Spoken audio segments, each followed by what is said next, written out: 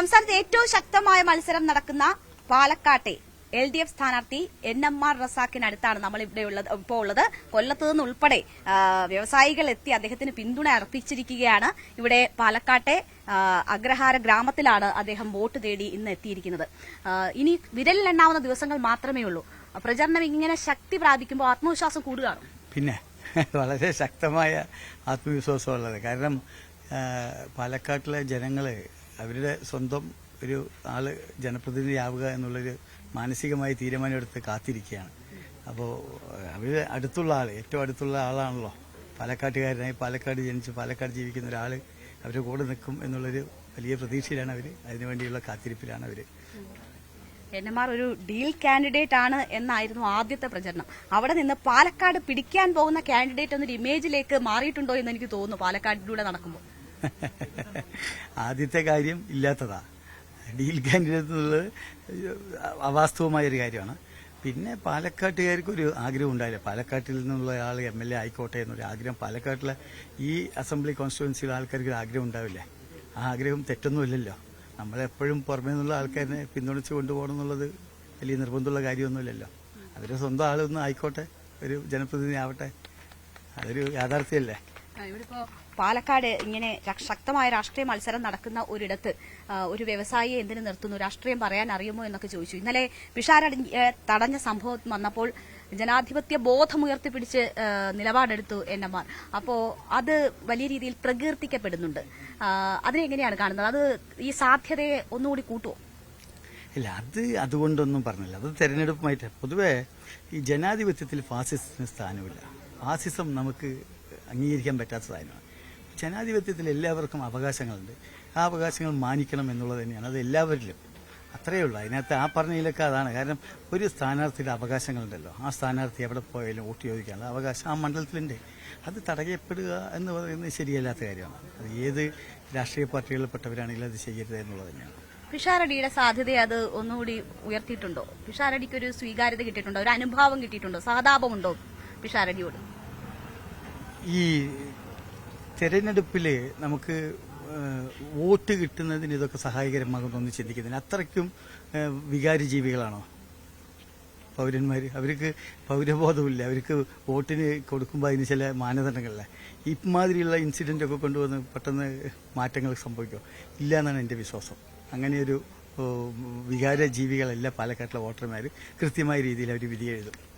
നമ്മളിപ്പോ ശോഭാ സുരേന്ദ്രനെ കണ്ടിരുന്നു. പക്ഷെ ഇതൊരു വീഴ്ചയാണ്, ഇതൊരു തെറ്റാണ്, അത് ഏറ്റുപറയാനുള്ള ഒരു സമീപനം BJP സ്ഥാനാർത്ഥിയുടെ ഭാഗത്തു നിന്നല്ല. അതേസമയം അതിനെ ന്യായീകരിക്കുകയാണ് ശോഭാ സുരേന്ദ്രൻ ചെയ്തിരിക്കുന്നത്. അത് ആ സ്ത്രീ വിഷയത്തിലെടുത്ത, സ്ത്രീ വിരുദ്ധ നിലപാടിനെടുത്ത ഒരു പ്രതികരണം എന്ന് പറഞ്ഞ് അതിനെ ന്യായീകരിക്കുകയാണ്. അതിനെങ്ങനെയാണ് കാണുന്നത്? ശരിയില്ലാത്തതിന് ശരിയില്ല തന്നെ പറയേണ്ടുന്ന ഒരു ധാർമ്മികത കാണിക്കുക രാഷ്ട്രീയ പ്രവർത്തകരെന്നുള്ളത് തന്നെയാണ് എൻ്റെ. കാരണം അതല്ലെങ്കിൽ ഇത് നമ്മൾ മറ്റ് ചില തെറ്റായ കാര്യങ്ങൾക്ക് വഴിമരുന്നിട്ട് കൊടുക്കലായി മാറും. നേതൃത്വത്തിലുള്ളവർ തെറ്റിനെ തെറ്റാണെന്ന് തന്നെ ചൂണ്ടിക്കാണിക്കുമ്പോൾ അണികൾക്ക് തെറ്റാണെന്ന് ബോധ്യം വരുള്ളൂ. അല്ലെങ്കിൽ അത് തെറ്റിലേക്കുള്ള വഴിമരുന്നിട്ട് കൊടുക്കലായി മാറും. ഇതിപ്പോ ഇവിടെ ആദ്യം വരുമ്പോൾ ചിത്രമൊന്നും വ്യക്തമാവുന്നില്ല, ഡീൽ ആരോപണങ്ങളൊക്കെ ഉണ്ട്. ത്രികോണ മത്സരം, ശക്തമായ ത്രികോണ മത്സരം എന്ന് പറയുന്നു. ഏത് ഒന്നാം സ്ഥാനവും രണ്ടാം സ്ഥാനവും മൂന്നാം സ്ഥാനവും ഒക്കെ പ്രധാനമാകുന്ന ഒരു തെരഞ്ഞെടുപ്പാണ് പാലക്കാട്ടെ തെരഞ്ഞെടുപ്പ്. എതിരാളി എന്ന് കാണുന്നത് ആരെയാണ്? BJP ആണോ UDF ആണോ? നമ്മൾ അവസാനം കഴിഞ്ഞ തെരഞ്ഞെടുപ്പ് വെച്ച് നോക്കുമ്പോൾ നമ്മുടെ എതിരാളി UDF ആണ്. ഏറ്റവും അവസാനം നടന്ന തെരഞ്ഞെടുപ്പ്. പിന്നെ ഈ പറയുന്ന ദിവസങ്ങളിലൊക്കെ പല പല മാറ്റങ്ങൾ സംഭവിക്കുമല്ലോ. പാലക്കാട്ടിലെ ജനം ഒന്ന് തീരുമാനിച്ചിട്ടുണ്ട്, LDFനെ വിജയിപ്പിക്കാനും അല്ലെങ്കിൽ ഇടതുപക്ഷ സ്ഥാനാർത്ഥി ജയിപ്പിക്കാൻ ഒരു തീരുമാനം പാലക്കാട്ടിലെ ജനം എടുത്തിട്ടുണ്ട്. അത് നടപ്പാകും. ഇവിടിപ്പോ ശക്തം, ഞാൻ പറയുന്ന പോലെ ഡീൽ ഉൾപ്പെടെ വളരെ വലിയ വിഷയങ്ങൾ അത് സംസ്ഥാനത്തൊട്ടുക്ക് ദിവസങ്ങളോളം ചർച്ച ചെയ്യുന്നു. ഈ വേവ് ലെങ്ത്തിൽ നിന്ന് മാറിയിട്ടില്ല ഒച്ച പോലും. എന്ന് വെച്ചാൽ എന്ത് വിവാദം ഉണ്ടായാലും എന്ത് വിഷയം ഉണ്ടായാലും സൗമ്യനായി നിന്ന് പ്രതികരിക്കുന്ന ഒരു സ്ഥാനാർത്ഥിയാണ് നമ്മൾ കാണുന്നത്. ഇതാണോ ശരിക്കുള്ള NMR? ഞങ്ങൾ പാലക്കാട്ടുകാര് പൊതുവെ നിഷ്കളങ്കര. ഞങ്ങൾക്ക് ഇതിന്റെ അപ്പുറം ഒരു ഒച്ചയോ അല്ലെങ്കിൽ മറ്റുള്ളോ ഒന്നും വരില്ല. ഞങ്ങൾ എന്ത് തന്നെയാണെങ്കിലും ഇങ്ങനെയാണ് ഞങ്ങളുടെ ക്യാരക്ടർ. ഞങ്ങൾ ഇങ്ങനെ ഇരിക്കൂ. ഇനിയിപ്പോൾ എന്ത് പ്രകോപനം ഉണ്ടാക്കിയിട്ടും കാര്യമൊന്നുമില്ല. പാവം പാലക്കാട്ടുകാരാ. നമ്മളിപ്പോ അഗ്രഹാര തെരുവിലാണ് കാണുന്നത്. എല്ലായിടത്തും ജാതി മത ഭേദങ്ങൾക്ക് അന്യുള്ള ഒരു സ്വീകാര്യതയാണോ ലഭിക്കുന്നത്? പിന്നെ പാലക്കാട് അങ്ങനെ മനസ്സാണല്ലോ.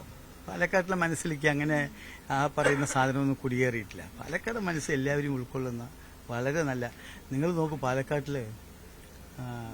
പാലക്കാടിന്റെ പല ഭാഗങ്ങളിലും കൂടുതൽ ആൾക്കാർ മറ്റ് ജില്ലകളിൽ നിന്ന് വന്ന് താമസിക്കുന്നുണ്ട്.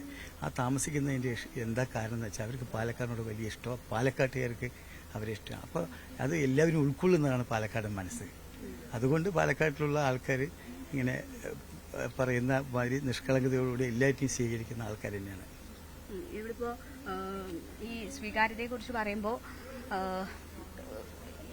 NMR ബിരിയാണി എല്ലാവർക്കും ഇഷ്ടമാണ്, സ്വാദിഷ്ടമാണ്, എല്ലാവരും സ്വീകരിക്കുന്നുണ്ട്. ഈ നമ്മുടെ പ്രചരണത്തിനിടയിൽ ഇതിങ്ങനെ ആവർത്തിച്ച് പറയുന്നത് ബിസിനസിനെ ഏത് രീതിയിൽ സ്വാധീനിച്ചിട്ടുണ്ട്? ബിസിനസ്സിനെ എനിക്ക് വേണമെങ്കിൽ ഈ മുന്നേ തന്നെ ഈ ബിരിയാണി ഇപ്പോൾ ഈ തെരഞ്ഞെടുപ്പുമായി ബന്ധപ്പെട്ട ശേഷമൊന്നുമില്ല NMR-നെ കുറിച്ച് പുറത്ത് അറിയപ്പെടുന്നത്. പ്രചരണമൊന്നും ആവശ്യമില്ലല്ലേ? അല്ല, അതിനു മുന്നേ NMR-നെ കുറിച്ചൊക്കെ നമുക്ക് ഈ സംഘടനാപരമായ പ്രവർത്തനങ്ങളുകൊണ്ട് എല്ലാവർക്കും അറിയാം. എനിക്ക് മറ്റുള്ള ജില്ലകളിലൊക്കെ ധാരാളം ഈ സ്ഥാപനങ്ങളിടാനുള്ള അവസരങ്ങളുണ്ടായിട്ടുണ്ട്. ഇവിടുത്തെ എടുക്കുന്ന ഇതേ എഫേർട്ടും ഇതേ ഇൻവെസ്റ്റ്മെന്റും കൊണ്ട് എൻ്റെ തൊട്ടുള്ള ജില്ല 25 കിലോമീറ്റർ അപ്പുറത്തായി കോയമ്പത്തൂർ പോയിട്ടാൽ ഇതിനേക്കാൾ കൂടുതൽ നമുക്ക് വരുമാനമുണ്ട്. പക്ഷെ ഞാൻ എന്നും പാലക്കാടിനെ സ്നേഹിക്കുന്ന ആളാണ്. അതുകൊണ്ട് പാലക്കാട് വിട്ടിട്ടൊരു സ്ഥാപനം ഞാൻ ഇതുവരെ തുടങ്ങിയിട്ടില്ല. അത് പാലക്കാടിനോടുള്ള പ്രത്യേക സ്നേഹം കൊണ്ട് തന്നെയാണ്.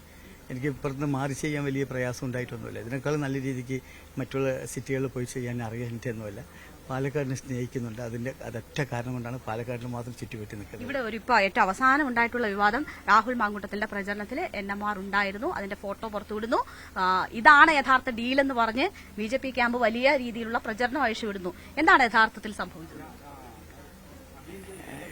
നോക്കൂ, തെരഞ്ഞെടുപ്പ് പ്രചരണ സമയത്ത് ഇമാതിരിയുള്ള ചില സ്റ്റില്ലുകൾ എടുത്ത് ഉപയോഗിക്കലൊന്നും എത്ര കണ്ട് മോശമെന്നറിയാം.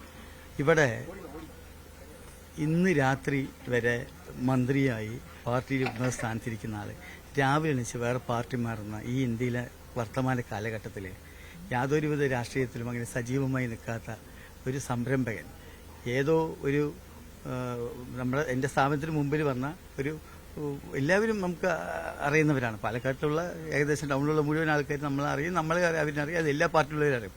അങ്ങനെ വന്നിരിക്കുന്ന ഒരു പ്രചരണത്തിന്റെ അവസാനം കൊട്ടിക്കലാശ ദിവസം എന്തോ പോയൊരു സാധനം ഇതേമാതിരി 100 കണക്കിന് ഫോട്ടോസ് ഉണ്ടാവില്ലേ? അത് എല്ലാവരുമായിട്ട് ഇടപഴകിയ ഫോട്ടോസ് ഇനിയുണ്ട് എൻ്റെ കയ്യിൽ, അവരുടെ കയ്യിലും ഉണ്ടാവും. അതൊക്കെയാണോ ഇവിടുത്തെ വിഷയം? ഇവിടെ തെരഞ്ഞെടുപ്പുമായി ബന്ധപ്പെട്ട് രാഷ്ട്രീയം പറയുക, വികസനം പറയുക, ഇത് പൊളിറ്റിക്കൽ ലൈനുണ്ട്.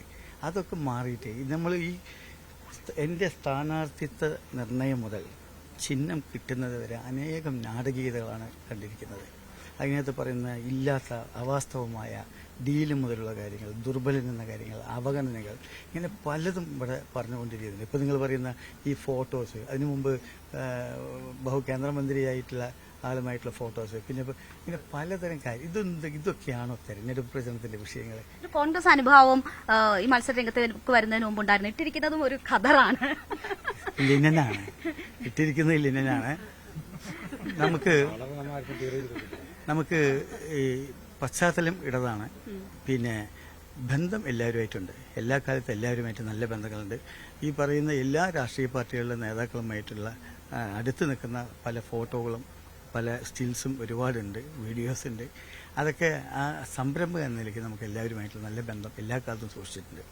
അത് അവര് മാത്രമല്ല, ജേർണലിസ്റ്റുകളായിട്ട് ബന്ധമുണ്ട്, വക്കീലുമാരുമായിട്ട് ബന്ധമുണ്ട്, ഡോക്ടർമാരുമായിട്ട് ബന്ധമുണ്ട്. അതൊക്കെ ഈ അവസരത്തിൽ അതൊന്നും ഉപയോഗിക്കാൻ പറ്റാത്തതുകൊണ്ട് അവർ ഉപയോഗിക്കുന്നില്ല തോന്നുന്നു. അല്ലെങ്കിൽ അതും കൂടി എടുത്ത് ഉപയോഗിച്ചേനെ. ഇടത് മനസ്സാണ്.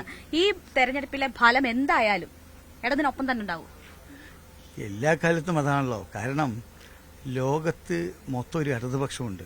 ആ ഇടതുപക്ഷം എന്ന് പറയുന്നത് പുരോഗമനപരമായ ചിന്തകളും അരികുവൽക്കരിക്കപ്പെട്ട പിന്നെ പാർശ്വവൽക്കരിക്കപ്പെട്ടവരുടെ അധസ്ഥിരരുടെ ബുദ്ധിമുട്ട് അനുഭവിക്കുന്നവരുടെ കൂടെയാണ് ഇടതുപക്ഷം എന്നും നിലനിൽക്കുന്നത്. ലോകത്താകമാനം അതേ മനസ്സ് ഉണ്ടാവുക എന്നുള്ളത് തന്നെയാണ് ഏറ്റവും വലിയ കാര്യം. ആ മനസ്സ് എന്നും ഉണ്ടാവും. ഞാൻ തിരുവനന്തപുരത്തു നിന്നാണ് വന്നത്, നമ്മൾ പാലക്കാടാണ് നിൽക്കുന്നത്. ഇലക്ഷന് ശേഷം തിരുവനന്തപുരത്ത് ഉണ്ടാവുമോ NMR? ഉറപ്പല്ലേ, അതിനെന്താ സംശയം? തിരുവനന്തപുരം നിയമസഭയിൽ കാണാം നമുക്ക്. നിങ്ങൾ അവിടെ ഉണ്ടാവുമല്ലേ? വാർത്ത പറയാം, മണിമുത്ത അതിനകത്ത് യാതൊരു സംശയവും വേണ്ട. അവിടെ തന്നെ കാണും, നിയമസഭയിൽ തന്നെ കാണും. അപ്പോ തിരുവനന്തപുരത്ത് കാണാമെന്നാണ് പറയുന്നത്. ഇവരൊക്കെ കൊല്ലത്ത് നിന്ന് എത്തിയ ഹോട്ടൽ ആൻഡ് റെസ്റ്റോറന്റ്സ് അസോസിയേഷന്റെ പ്രതിനിധികളാണ്. ഇവർ വോട്ടില്ല, പക്ഷേ ഇവർ നൽകുന്ന പിന്തുണ വലുതാണ്. പാലക്കാടിനെ സംബന്ധിച്ച് അവർ ഇവിടെ എത്തി പിന്തുണ അറിയിക്കുകയാണ്. അങ്ങനെ ജാതി മത ഭേദമന്യേ കക്ഷി രാഷ്ട്രീയമന്യേ ഉള്ള പരിചയങ്ങളും സുഹൃത്ത് വലയങ്ങളും സൌമ്യനായ സാന്നിധ്യവുമാണ് NMR-ന്റെ കരുത്ത്. പാലക്കാട് നിന്ന് പ്രജിത് കോങ്ങാടിനൊപ്പം MG രേണുക.